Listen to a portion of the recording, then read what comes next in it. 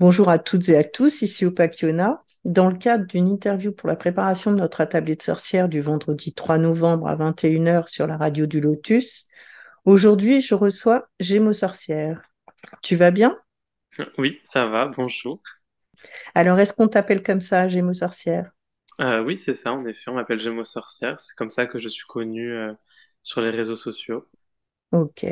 Alors, toi tu pratiques la magie, la sorcellerie, mais dans ta Oui. pratique, comment te définis-tu? Alors, je me définis comme étant une sorcière. Mhm, Et donc, en fait, je suis une sorcière française de la Provence, voilà, une sorcière de Marseille. mhm, Je suis aussi en cours extérieur d'un coven Wiccan garnérien. mhm. Je suis pas encore initié, hein, je suis encore dans la phase de la cour extérieure, mais bon. Et en termes de religion, je suis ouais, païen, helléniste. Mhm. Et donc ma pratique, je la définirais comme étant inspirée du folklore français traditionnel, de la magie des campagnes. Euh, avec ça, ouais, j'ajouterais du coup de la Wicca forcément. Et ouais, Ok. voilà. Et quand et comment ça t'est venu ton attrait pour le monde magique en fait?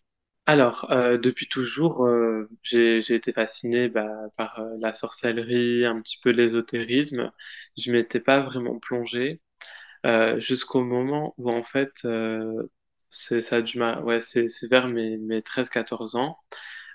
J'étais en fait dans une situation où je souffrais beaucoup, je savais pas comment faire pour m'en sortir, d'un point de vue profane en tout cas.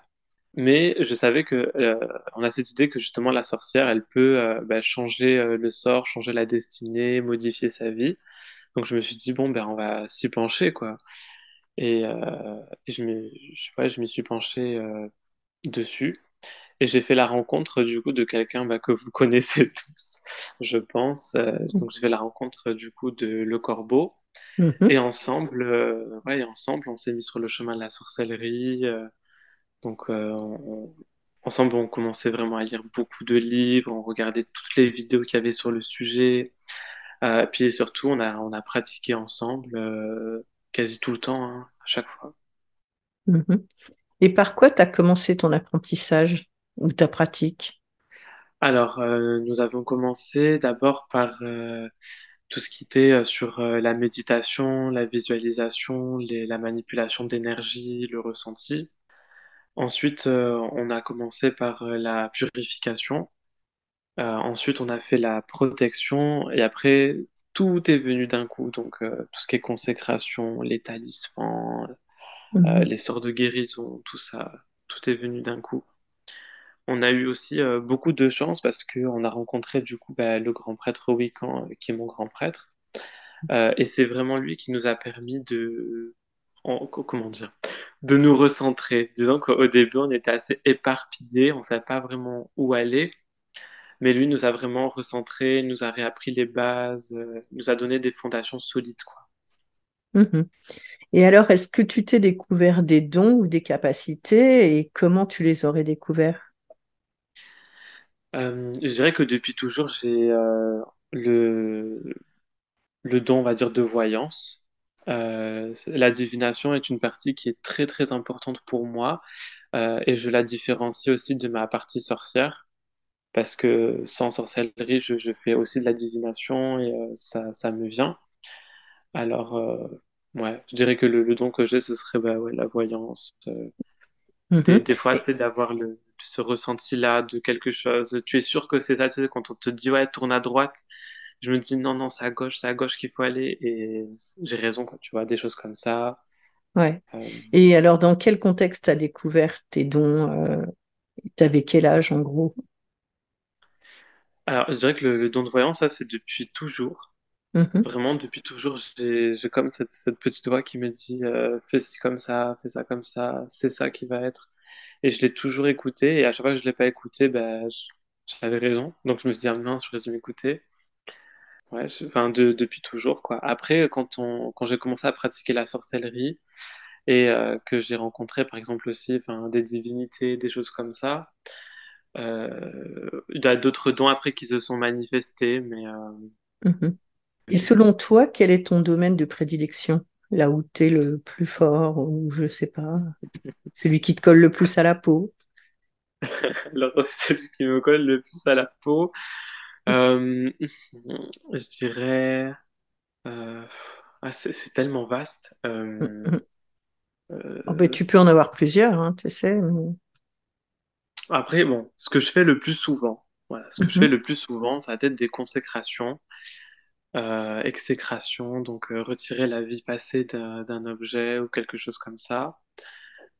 Donner des bénédictions du coup à des objets, les rendre sacrés. Je dirais qu'il y a aussi la part de, de guérison. Ça va. La guérison est un bon domaine pour moi. La divination, pareil. Mhm. Euh, tout ce qui va être aussi les désenvoûtements, les blocages émotionnels. Mhm.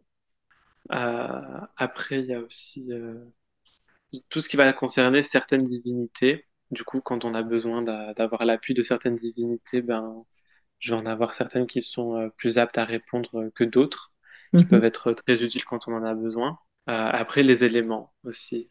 Les éléments, tout ce qui va être relié aux éléments. Parce que du coup, quand on est dans la Wicca, en fait, on travaille avec les éléments. On fait un Mhm. training qui a pour but, en fait, de découvrir voilà, les pouvoirs de chaque élément et de les maîtriser. Donc moi, ça m'a pris 6 ans, Ouais, mais voilà, je suis parvenu quand? Il y a 2 ans, voilà. Ça fait 2 ans ouais. maintenant. Et en effet, les éléments, c'est vraiment super. Ok. Et par rapport à une place dans la société, est-ce que tu vis ta vie sorcière de façon publique ou quand même un peu cachée? Je dirais les deux. C'est-à-dire qu'il n'y a que mon entourage proche qui le sait. Après, tout ce qui va être à mon travail ou dans ma vie profane, en général, les gens ne le savent pas. Enfin, je le mentionne pas trop. Pour plusieurs raisons, soit parce que ça peut être mal vu, Mhm. soit parce que ouais, ça peut me porter à préjudice, quoi, selon les religions de certains qui n'acceptent pas trop les sorcières. Je vais éviter de dire que je suis une sorcière, quoi, Ouais, je parce que comprends. sinon, je vais finir en bouc émissaire. Le moindre problème, on va dire, ah, c'est Gémeaux sorcière. Je dirais, non, Ouais, non, ouais, je comprends. Oui, vas-y, excuse-moi.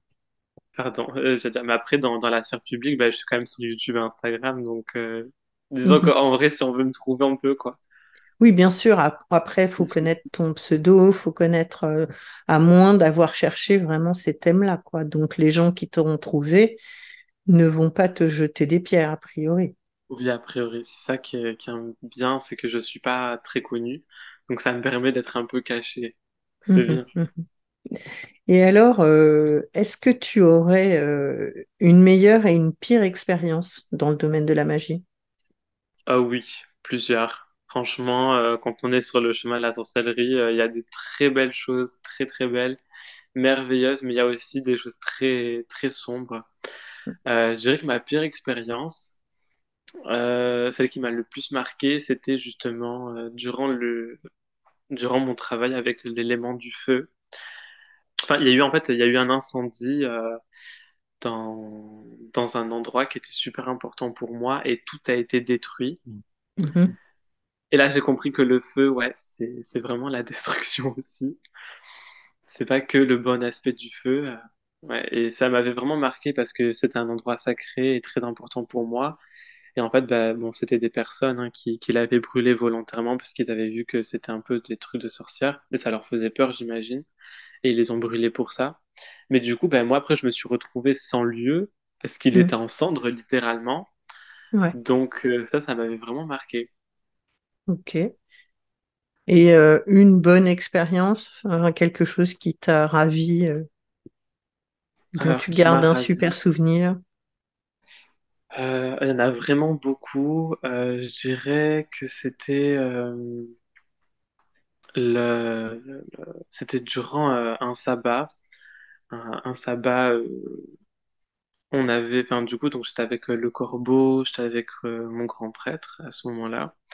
Et le sabbat, il s'était merveilleusement bien passé. J'avais eu de très bons messages. J'avais vraiment, enfin, les dieux qui étaient présents à ce moment-là, toute la célébration était vraiment. très puissante, et puis c'était très, comment dire, ça me tirait vraiment vers le haut. C'était une très bonne expérience. Mm. Alors maintenant, pour que les auditeurs apprennent à mieux te connaître, on va essayer de peindre ton portrait en 10 mini-questions. Alors là, tu vas répondre à ce que tu sais sur la première question. Quels sont tes signes astro? Alors donc moi je suis Gémeaux, ascendant Sagittaire et Lune en Capricorne. Ok. Quel serait ton élément? Alors je dirais que mon élément ce serait l'eau, Mhm. même si la terre est bien aussi. Mais l'eau, D'accord, l'eau. d'accord. Quelle est ta couleur préférée? Ah j'en ai plusieurs, je peux en avoir plusieurs. Oui, vas-y. Donc ce serait le bleu, le vert et le violet. Ok. Ton odeur préférée? Celle des roses et de la myrrhe. Ok. Ton outil préféré en magie? Alors, il y en a beaucoup aussi. J'adore mon mortier.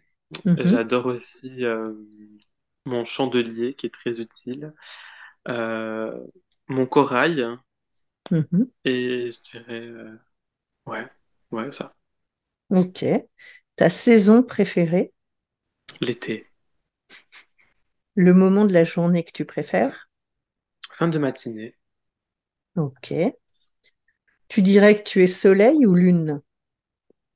Ah, franchement, je dirais que je suis les deux, hein. Je comprends. Une Est-ce... éclipse. Ouais. Ouais, mais des clips, il y en a forcément de cachés, donc bon. Quel serait ton sabbat préféré? Ouais, il y en a plusieurs. J'adore le sabbat de Samhain. Mhm. J'adore aussi celui de Yule. J'aime beaucoup aussi celui de Lita. Voilà. Mes trois sabbats préférés. Ok. Et le panthéon ou la tradition que tu préfères? Du coup, bah, ce serait le Panthéon grec, hein, ici dans le sud à Marseille, c'est grec, hein. Et en divinité, je dirais Gaïa, hein, Artémis, Hécate et Hermès. Ok. Et alors, est-ce que toi, dans un futur proche ou un peu plus lointain, tu as des projets qui touchent à la magie? Oui, en effet. Là, actuellement, j'ai un gros projet qui va me faire voyager un petit peu partout dans la France et ensuite dans les pays européens pour rencontrer du coup les sorcières et leurs pratiques.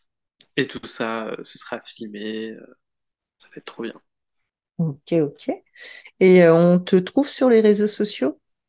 Oui, donc sur Instagram et sur YouTube, donc c'est Gémeaux Sorcières. Mhm. Et toi, t'es pas TikTok et compagnie?